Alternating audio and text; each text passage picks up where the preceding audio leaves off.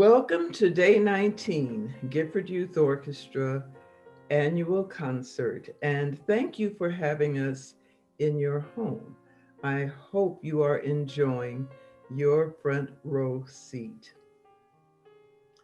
Of all the performances that the Gifford Youth Orchestra has given, our most significant ones are the first three that we were asked to give and the one emergency concert that we were called upon to give.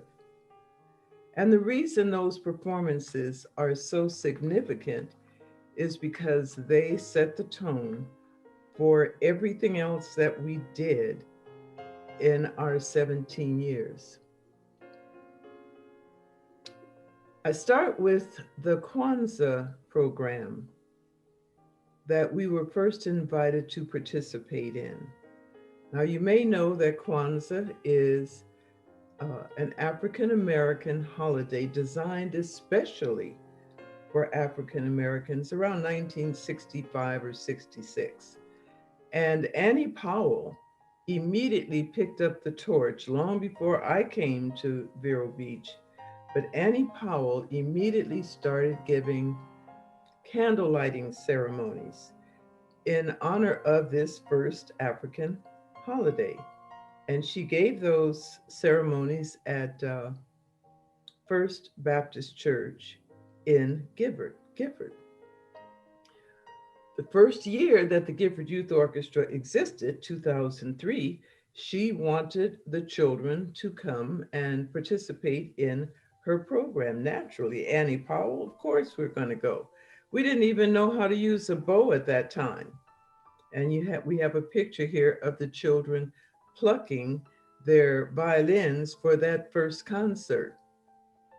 But all of our children didn't arrive at the same place because we had not given the instructions clearly. Some of the children ended up at the Gifford Youth Center because that's where we were holding our classes. So what we learned from that was to make sure that the parents had a piece of paper in their hands so everyone would know where we were performing. The next performance was at the same place with Annie Powell, and it was the second year that we performed in the Kwanzaa program. More of the children did arrive, but we didn't know the full scope of the program. And there was a contest, there were speeches that were given, there was poetry that was read along with the Kwanzaa candles being lit. And some of our children said they would like to have read poetry or given a speech, and we didn't know to inform them. So, what we learned from that event was to make sure we, the leaders, knew exactly what the program entailed so that if the children wanted to participate, they could. And from that point on, our students always knew if there was an opportunity for them. And there was an occasion when one of our students won $200 for giving a speech. That was an essential lesson for us. The next performance was in 2004, and Dale Jackson decided that he wanted to have the Gifford Youth Orchestra as part of the music at his 40th wedding anniversary as a surprise to his wife, Phyllis. He gave us a donation for that particular event. Now, I'll tell you about the donation in a minute, but let me tell you what we learned from that experience. Because one of our boys couldn't find his belt, and another one of the boys couldn't find his black socks. Our uniform was, as many music groups had then in those days, dark pants and white tops. Well, one of the kids couldn't find his black socks, so he wore white socks with his black pants. One of the kids couldn't find his belt. And so we learned from that experience that we always had to have extra black socks and an extra belt, couple of belts to fit the different sizes. As a result of that particular performance, Dale Jackson gave us a donation that knocked our socks off. He gave us $500. We were only a year old. So you can imagine the kind of music the children played for a $500 donation.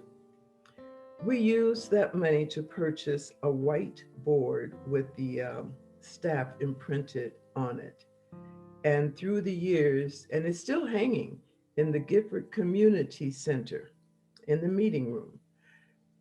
Through the years, it has been an essential tool that we've used to help children learn how to read and write music notes and notations.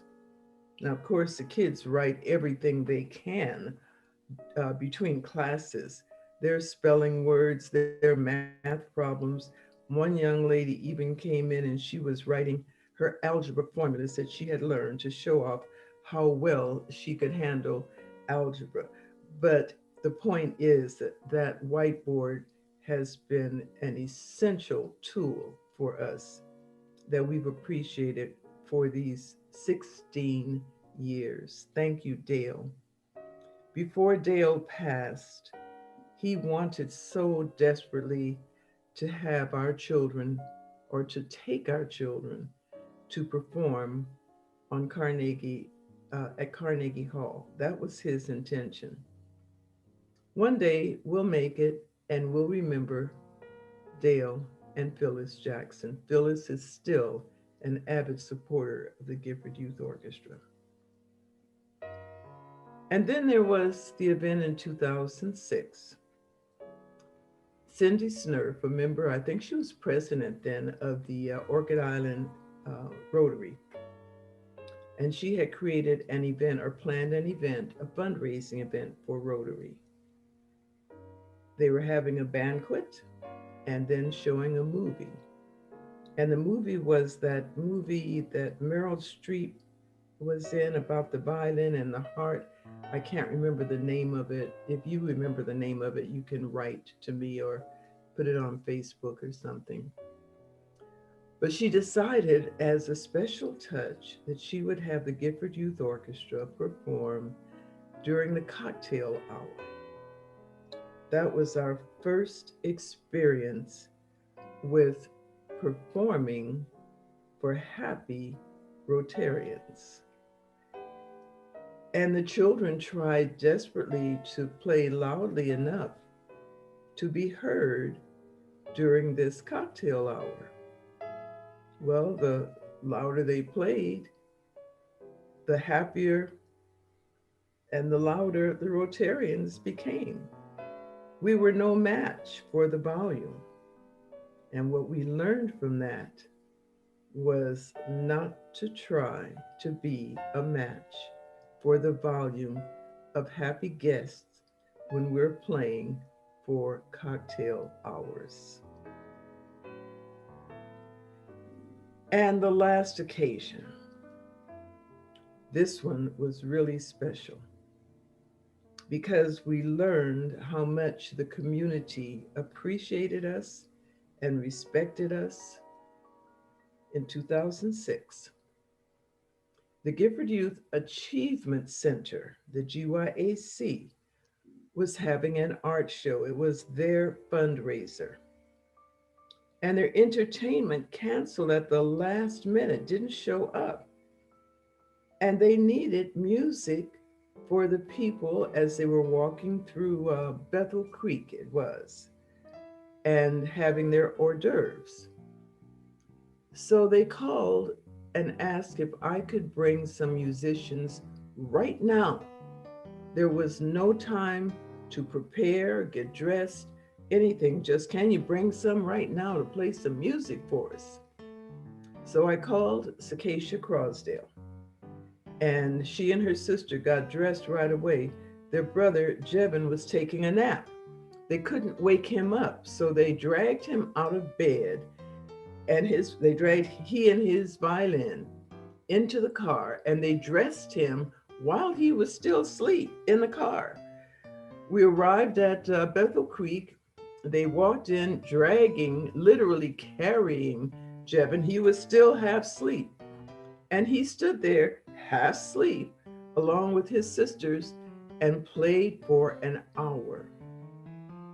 At the end of their performance, at the end of the afternoon, once the raffle started, there was no food for the children who had played for an hour and who had shown up at the last minute, but there was no food. They were hungry.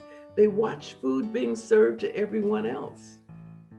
Of course, I took them to probably McDonald's or Panera's or someplace. I took them to eat. But the lesson we learned is that in our contracts, whenever we are invited to perform, the first question in the contract is, are you serving food to our children? And if you say no, then we ask you for a special donation to take them somewhere and feed them. So you have a little understanding of some of the lessons that we learned along the way. Oh, and I forgot one more. Iva Powell. Iva Powell was our executive director of programs. And in a couple of years ago, she began to take the white polo shirts that are part of our uniform, she would take them home from all the kids because they would show up with spots. She took them home, washed them, put them on hangers, and waited for the next performance. She'd bring all of them back. Our kids would be sparkling, clean, and white and shiny. And she would take them home again and wash them again. Iva has since retired from that position, and we miss her greatly. I do hope our new program manager will take the t-shirts home and wash them and bring them back. In fact, I think that'll be part of the job description. At any rate, I do hope you've enjoyed this history of the Gifford Youth Orchestra, and I look to see you tomorrow. But right now, we have guests for you, and we have special music from our 2014 musicians. Hi, everybody. I am Reverend Dr. Rainbow Johnson, the Senior Minister of the Austin Center for Spiritual Living. I have been friends with Reverend Dr. Crystal Bujal for 40 years. I was on the board of the Crystal Foundation in 2008, and I signed the letter of incorporation in 2009. Our beautiful artist for today is Micaiah Ferguson. She's 14 years old in the 9th grade at John Freeman High School, and she plans to become a general surgeon after she graduates from college. Micaiah is going to play for us Concerto No. 5 by Stites.